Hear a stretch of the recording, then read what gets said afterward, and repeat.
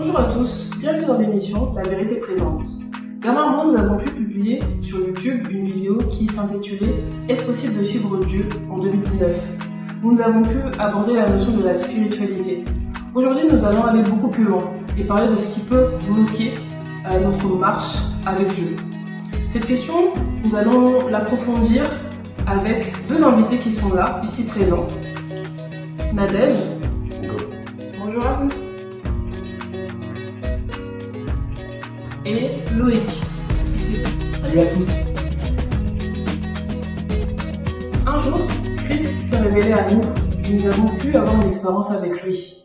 Mais il y a des réalités qui peuvent nous empêcher de suivre Dieu correctement. Tout de suite, vous allez pouvoir penser que c'est peut-être la fornication, le vol, le mensonge ou bien d'autres. Il est vrai que ces aspects-là nous empêchent de suivre Dieu. Mais il y a d'autres réalités beaucoup plus subtiles. Et cette réalité est l'esprit religieux ou la mentalité religieuse. Christ, à une certaine époque, a pu être confronté à ça à travers les pharisiens et le peuple qui l'a condamné à la fin. Je veux vous aborder en fait un verset qui mentionne l'une des réalités de l'esprit religieux. C'est dans Marc 7, 6, 9.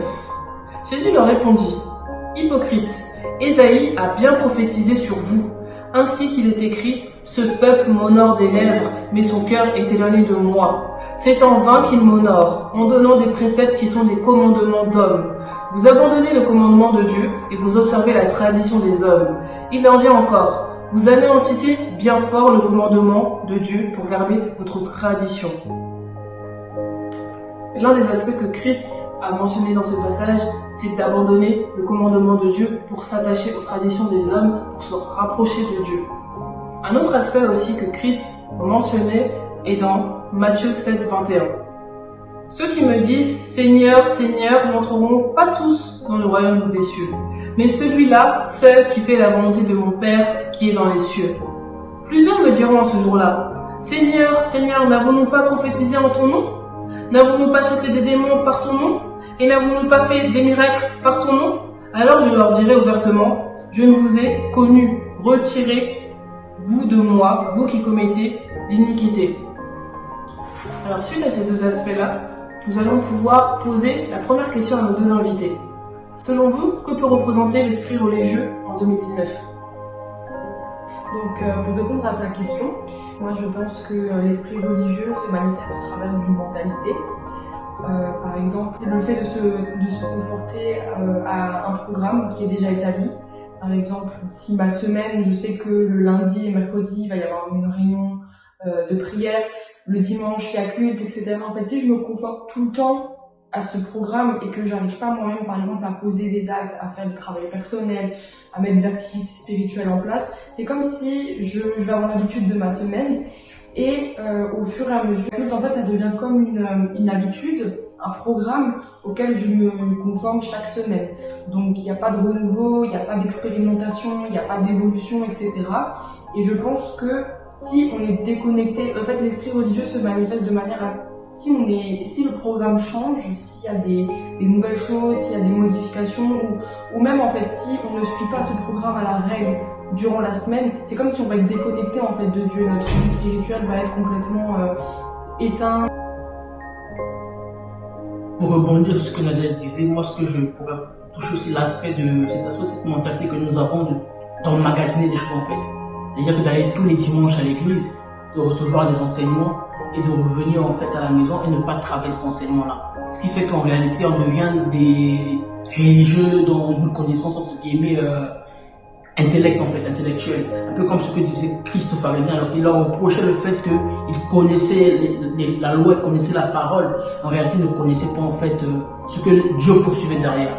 Donc ce que j'aimerais juste dire aussi, c'est que l'esprit religieux, c'est aussi cette manie que nous avons, nous, de recevoir des enseignements, de recevoir, et de ne pas les travailler en fait. Parce que quand nous travaillons les enseignements, nous arrivons à en tirer des principes. Et ces principes-là, ces valeurs-là, nous les implémentons dans notre vie, qui fait que nous alignons à la pensée de Dieu. Donc ce que je pourrais dire par rapport à l'esprit religieux, c'est aussi le manque de travail, la paresse. Lorsque nous recevons des enseignements, nous devons rentrer à la maison et les travailler. C'est pas facile, c'est dur, mais c'est un combat. Il faut les travailler pour pouvoir en fait écouter Dieu et ne pas être dans la routine, comme a pu le dire Nadège en fait. Voilà.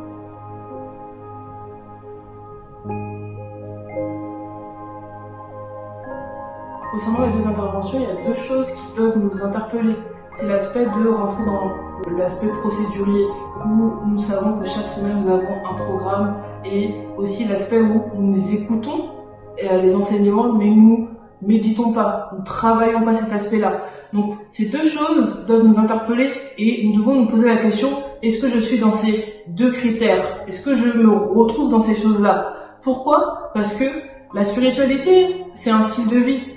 Par exemple, c'est lorsque tu entends la parole, cette parole-là, en fait, est censée t'amener à pouvoir vivre des expériences avec Dieu. Parce que dans ta vie quotidienne, Dieu va t'appeler à pouvoir manifester des choses, que ce soit des principes, des valeurs, mais à pouvoir expérimenter, en fait, cette parole-là dans ta propre vie. Mais si tu restes que dans la programmation, si tu restes simplement dans les choses qui sont liées au paraître, les langages religieux, les grandes phrases, mais que dans le fond, dans ta vie quotidienne, tu n'arrives pas à appliquer ça, il faut te poser des questions. Si ça fait beaucoup de temps que tu as écouté la parole de Dieu, mais que tu n'arrives pas à suivre, c'est là où on rentre dans une routine religieuse. Et c'est là où on doit y prendre garde. Quand nous parlons de ces aspects-là, en fait, ce n'est pas pour juger les personnes, parce que nous tous ici, on se bat aussi. On met des choses en place pour pouvoir arriver à faire la volonté de Dieu, et au fur et à mesure où nous détectons aussi ce qui ne va pas aussi, nous changeons aussi notre mentalité. Donc je pense que ici, en fait, c'est une conversation simplement pour nous amener à être interpellés, parce que l'esprit religieux est très subtil. Et si nous nous rendons pas compte de ces aspects-là, en fait, pendant des années, nous allons tourner en rond et manifester une vie extérieure, mais à l'intérieur de nous-mêmes, nous serons éloignés de Christ. Nous ne voulons pas que, à la fin, on se retrouve à ce que Christ nous dise « Éloigne-toi de moi, en fait », parce que tu ne manifestais pas, en fait, le principe.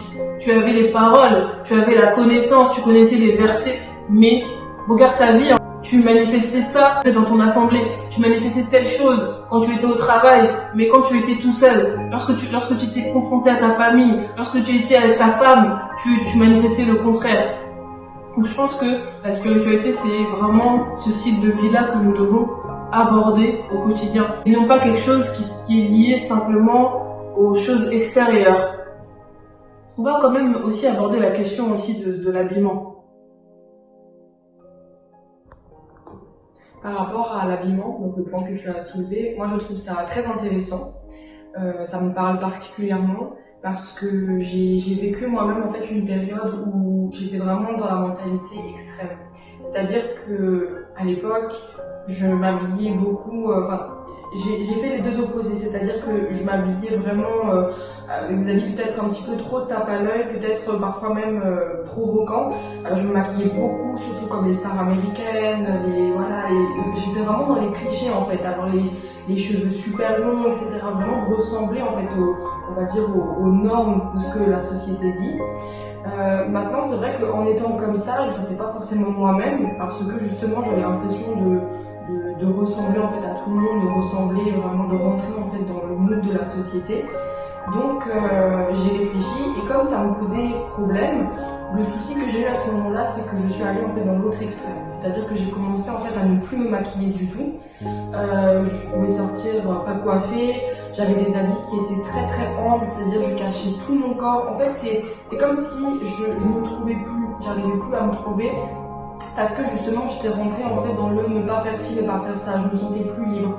C'est-à-dire que je n'osais plus être simple en fait, être naturelle. Donc si j'avais envie de porter ça, si j'avais pas envie de porter ça, je me mettais vraiment en fait, soit je devais me montrer, soit je devais fuir en fait les autres. Et je pense que la mentalité religieuse justement nous fait réfléchir dans les deux extrêmes. On a peur en fait, on se sent pas libre de faire quelque chose, on a toujours peur d'être jugé, on a peur d'être trop vu ou pas assez vu.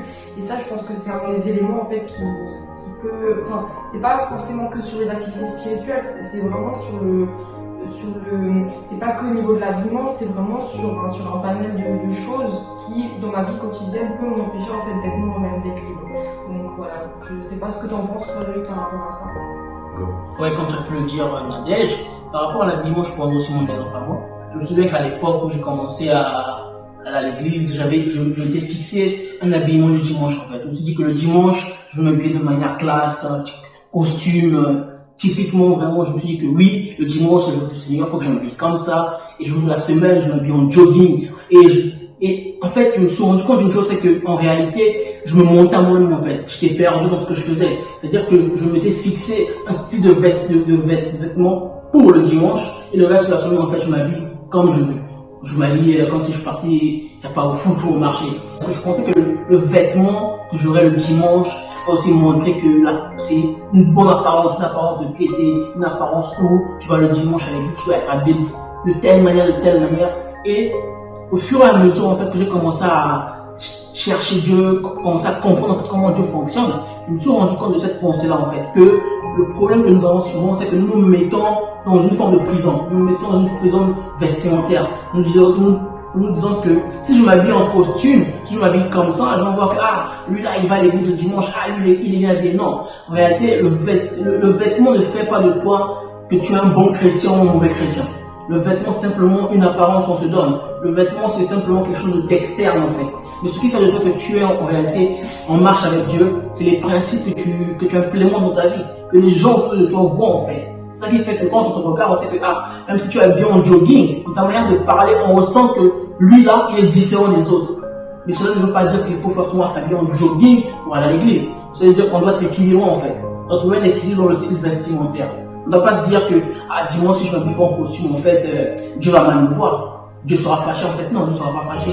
Ce qui est plus important, c'est la posture de ton cœur. C'est ce que tu vis au quotidien, c'est ce que quand tu marches au quotidien, ce qu'on voit en fait, les gens vont dire que oui, là je vois une personne avec des principes et des valeurs, une personne qui manifeste ça dans ses habitudes, dans son comportement, dans l'attitude. Là on voit que oui, tu es vraiment en train de marcher avec Christ. Parce que le vêtement c'est un plus, on va dire. C'est comme quand on a une prochaine embauche. On n'ira pas en jogging, on ira avec un vêtement, mais c'est pas le vêtement qui va faire que le patron te prend. Ce qui va faire que le patron puisse te prendre, c'est ce que toi tu es et c'est ce que toi tu as. Donc moi je pense que le style vestimentaire, c'est vraiment trouver l'équilibre. C'est pas de se dire que si je m'habille pas en costume ou je m'habille pas d'une certaine manière, que les gens vont dire que lui là il respecte pas Dieu. Non. Dieu regarde pas à l'extérieur premièrement, il regarde à tout en fait, tout ce que nous faisons. Parce que tout ce que nous faisons est une adoration pour Dieu. Parce que la manière de vivre, l'attitude, le comportement, c'est ça aussi qui est le vêtement aussi pour un chrétien. Le vêtement, c'est pas simplement extérieur, le costume, mais ce sont les principes et les valeurs que au quotidien que tu manifestes, qui est ton vêtement aussi, mais ton vêtement intérieur en fait. Donc voilà ce que je pourrais dire. Je pense qu'à travers ces interventions, nous pouvons voir qu'il y a deux aspects qui sont mis à l'évidence. C'est l'aspect où nous pensons que les habits extérieurs expriment que nous sommes un meilleur croyant qu'un autre. Nous ne diabolisons pas les habillements, mais soyons conscients que l'habillement c'est juste un outil, c'est juste des choses qui sont entre nos mains, qu'on puisse simplement en fait être présentable. Donc je pense que nous ne devons pas mélanger en fait l'habillement et la spiritualité. Même s'il est vrai que derrière tout ça aussi, nous devons avoir conscience que nous ne devons pas aborder en fait un aspect provoquant ou aller dans l'extrême, comme on a déjà pu l'évoquer, où on met des habits amples, on se néglige tout simplement. Je pense qu'il faut un juste équilibre.